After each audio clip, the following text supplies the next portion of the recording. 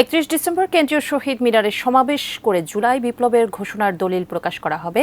সমাবেশে উপস্থিত থাকবে আওয়ামী লীগ জাতীয় পার্টি ছাড়া সব রাজনৈতিক দল, এমন ঘোষণা দিয়েছেন বৈষম্য বিরোধী ছাত্র আন্দোলন। এ বিষয়ে বিস্তারিত জানাতে নিউজরুম থেকে এখন যুক্ত হচ্ছেন সহকর্মী জাহিদ হোসেন। জাহিদ, একটু বিস্তারিত আমাদেরকে জানাবেন।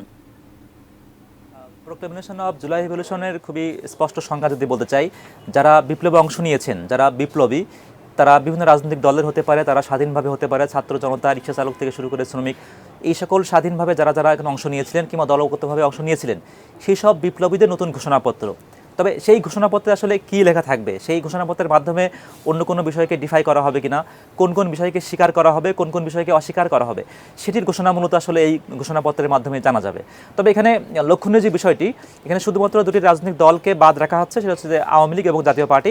এছাড়া যারা যারা বিপ্লবের সঙ্গে অংশীদার ছিলেন, সেই অংশীদারদের ভিত্তিতে মূলত আজকে এই ঘোষণাটি এসেছে যে 31 তারিখে সমাবেশের মাধ্যমেই সেই ঘোষণাটি সেখানে আসবে।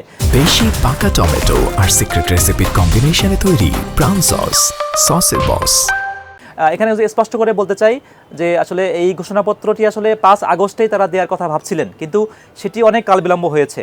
আমরা যখন তাদের সঙ্গে কথা বলেছি, তারা আমাকে জানিয়েছেন যে 5 আগস্টে যেটি ঘোষণা করার কথা ছিল সেটি এখনও ঘোষণা না করলেও, যেহেতু 31 ডিসেম্বরটিও আসলে 24 সালের মধ্যেই পড়ে যায়, কাজেই নতুন কোনো বছরে পা না রেখে একটু কাল বিলম্ব হলেও এবছরেই মূলত তারা এই ঘোষণাপত্রটি আনতে চান। এবং এই ঘোষণাপত্রে আসলে গুরুত্বটা কী বা তাৎপর্যটা কী, আমরা আসলে সেকেন্ড রিপাবলিকের সঙ্গে আমরা যে জুলাই রিভলিউশনের যে ঘোষণাপত্র, সূক্ষ্ম একটি পার্থক্য আছে।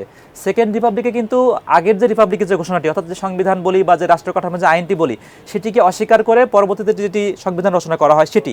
তবে এখানে সূক্ষ্ম পার্থক্য হলো যে 31 তারিখ যে ঘোষণাটি আসতে যাচ্ছে, আমরা এখন পর্যন্ত জানতে পেরেছি সেটি জুলাই রিভলিউশনের ঘোষণাপত্র, অর্থাৎ যে ঘোষণাটি আসলে এখনও পর্যন্ত অনেকে আমরা গণ অভ্যুত্থান বলে থাকি, কেউ কেউ বিপ্লব বলে থাকে, কেউ কেউ আন্দোলন বলে থাকে, অনেকেই অনেকভাবে এটিকে আখ্যা দিয়ে থাকে। কিন্তু 31 তারিখে আসলে এটিকে একক শব্দে, একক সংজ্ঞায় আসলে আনানো সম্ভব হবে।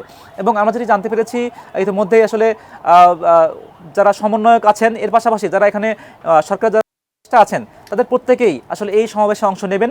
এবং সেই ঘোষণাটি আমরা যেমন একই সঙ্গে তারা গণমাধ্যমকে জানিয়েছেন, আমাদেরকে জানিয়েছেন এক্সক্লুসিভলি, এর পাশাপাশি সামাজিক যোগাযোগ মাধ্যমে আসলে এটি খুব বেশি তোলপাড় একটি বিষয় হয়ে দাঁড়িয়েছে।